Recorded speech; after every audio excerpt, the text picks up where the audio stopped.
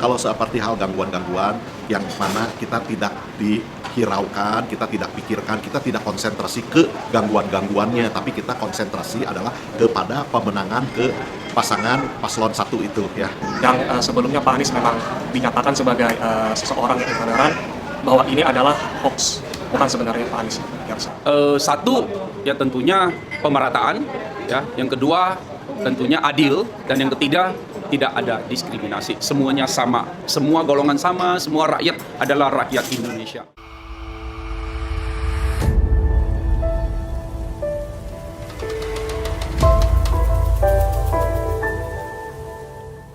Orang-orang Tionghoa ya sudah mencair ya, banyak mendukung Amin. Maka itu saya banyak ditanya sekarang, bagaimana Henry mengenai Aminnya Anies Muhaimin. Sampai saat ini tuh banyak pertanyaan-pertanyaan kepada saya melalui WhatsApp, melalui Instagram gitu ya semua. Jadi akhirnya daripada kita menjawab satu persatu, kita mengadakan satu acara Tanya Henry aja dulu. Jadi semua kumpulan, semua orang-orang golongan orang Tionghoa semua berkumpul dan menanyakan kepada saya dan bagaimana sosok Amin dan bagaimana kalau Amin menjadi presiden.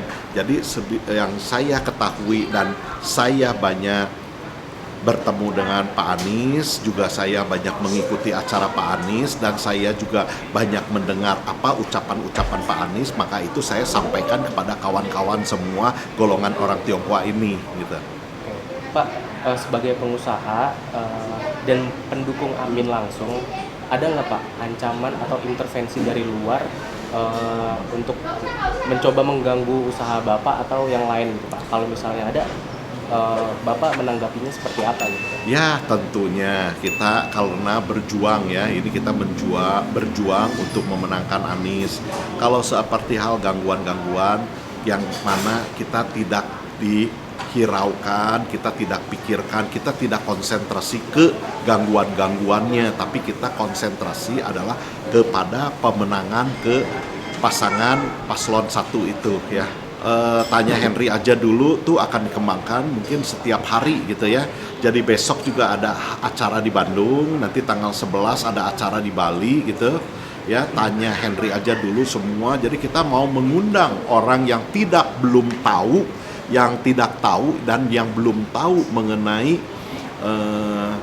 mengenai rekam jejaknya Pak Anies. Jadi saya akan sampaikan semua supaya Pak Anies makin hari makin dikenal dan orang-orang Tionghoa juga semuanya makin hari makin tahu gitu sosok seorang Pak Anies Baswedan yang mana menjadi calon presiden di 2024, yang mana insya Allah beliau akan menjadi presiden di tahun 2024. Pak, yang terakhir Pak, sebenarnya apa sih harapan etnis Tionghoa terhadap pasangan Amin ketika Pak Amin nanti terpilih Pak? Ya tentu saya juga suka jelaskan banyak pertanyaan seperti itu. Jadi saya sampaikan juga kepada kawan-kawan kita bahwa nanti Anies Baswedan dan Muhaimin Iskandar menjadi presiden, bagaimana tanggapannya kepada orang Tionghoa, kan begitu kan? Bagaimana perlakuannya kepada orang Tionghoa. Jadi ini juga Pak Anies selalu sampaikan bahwa semua golongan menjadi Bhinneka Tunggal Ika, berbeda-beda tapi tetap satu. Dan Pak Anies selalu mengatakan akan menjadikan kesetaraan, gitu kan ya. Ya perkenalkan ya, saya Jason dan anggota dari PETA. Saya Ray, juga anggota dari PETA. PETA ini pemuda Tionghoa Amin sih katanya. Ini terbentuk baru nggak lama ya, 1 bulan setelah masa kampanye itu. Berawal dari di Bandung, jumlah anggotanya sampai sekarang sih dari kalau grup saya lihat ada 200-300an ya. Tapi tersebar di mana saja, mungkin harus perlu dicari tahu lagi. Soalnya kita kan juga baru join dari anggota PETA. Memang di luar sana banyak yang mengira bahwa Pak Anies dan Pak Muhaimin ini intoleran terhadap masyarakat Tionghoa. Tapi nyatanya kinerja dari Pak Anies ini sebelumnya seperti peresmian gereja, peresmian vihara, peresmian gelodok, dan mengikuti acara-acara besar seperti acara Waisak, acara peresmian gereja yang seperti saya infokan tadi.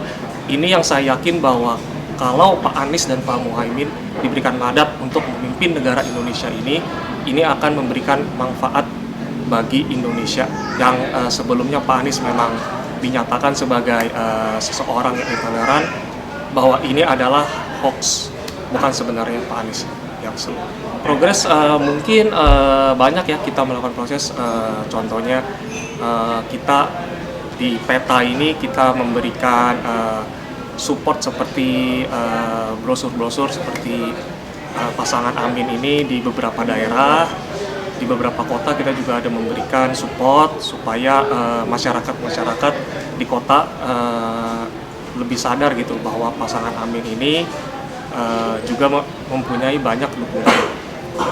Kegiatan-kegiatan saat ini yang sedang berjalan seperti yang saya sudah infokan, kita ada organisasi yang namanya PETA. Ini kita ingin mengajarkan kepada seluruh masyarakat Indonesia untuk memilih pasangan yang cerdas, untuk memilih pasangan yang benar sesuai dengan akal dan sesuai dengan rekam jejak kinerja sebelum-sebelumnya. Dan juga mungkin dari Pare juga ada membuat satu organisasi seperti namanya apa Pak? Kagumin itu dimana kita mendukung rekam jejak Pak Anies sebelumnya. Kita meliput semua kinerja yang telah dilakukan Pak Anies dan Pak Muhaimin supaya masyarakat Indonesia lebih mengenal apa sih kinerja yang setelah dilakukan sebelumnya.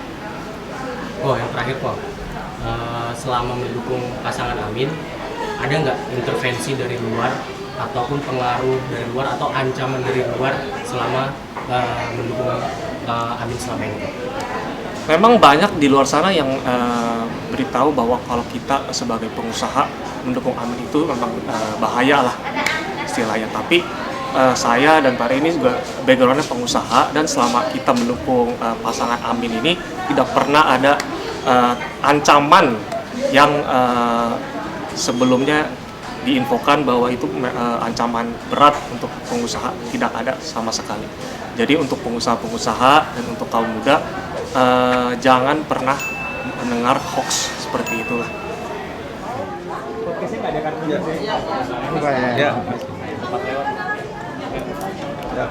Gimana kok tentang acara ini? Kalau acara hari ini bagus saya lihat ya. Pak Henry Husada kan merupakan salah satu timnas ya, anggota timnas pemenangan Anies ya, dan Caimin Amin ya. Dan saya sendiri juga salah satu anggota pemenangan ya, Deputi Agama Buddha. Nah, ini merupakan serangkaian acara ya, perjuangan dari timnas yang terutama Pak Henry sendiri untuk pemenangan daripada Pak Amin ya. Nah, ini serangkaiannya nih. Sebelumnya udah banyak acara-acara yang diselenggarakan. Dan ini serangkaian setelah adanya debat semalam ya.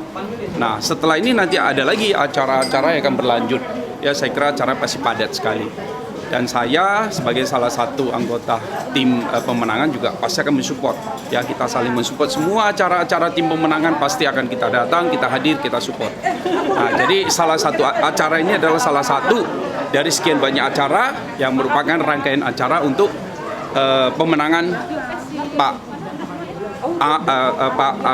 Anies Baswedan dan Caimin. Tadi sempat bertanya kok soal gimana nantinya dari Pak Anies jika Pak Anies menang untuk kelompok Tionghoa ini seperti apa? Sebetulnya saya di Jakarta tinggalnya, dan saya paham ya. Contoh paling kecil aja itu ada gapura dulu yang di Pancoran, ya Pancoran itu yang di kota, itu gapura untuk orang Tionghoa itu tidak berdiri selama berpuluh-puluh tahun gitu. Nah, pada zaman Pak Anies itu kemudian didirikan. Nah, itu salah satu prestasi untuk orang Tionghoa yang tidak ada yang tahu gitu loh. Dan kebetulan saya hadir waktu itu. Ya, nah, jadi saya sebagai saksi hidup bahwa Pak Anies ini sebenarnya juga peduli ya, tidak hanya dengan etnis Tionghoa, tapi semua etnis peduli. Oke kok, yang terakhir kok, sebenarnya apa sih harapan etnis Tionghoa terhadap Caimin atau Anies Muhaimin jika terpilih? Satu, ya tentunya pemerataan, ya. Yang kedua tentunya adil, dan yang ketiga tidak ada diskriminasi. Semuanya sama, semua golongan sama, semua rakyat adalah rakyat Indonesia. Ya, berbagai etnis dari etnis manapun itu adalah berbeda-beda namun tetap satu. Jadi kita minta hanya satu Bhinneka Tunggal Ika itu diterapkan sedemikian rupa. Terima kasih. Terima kasih.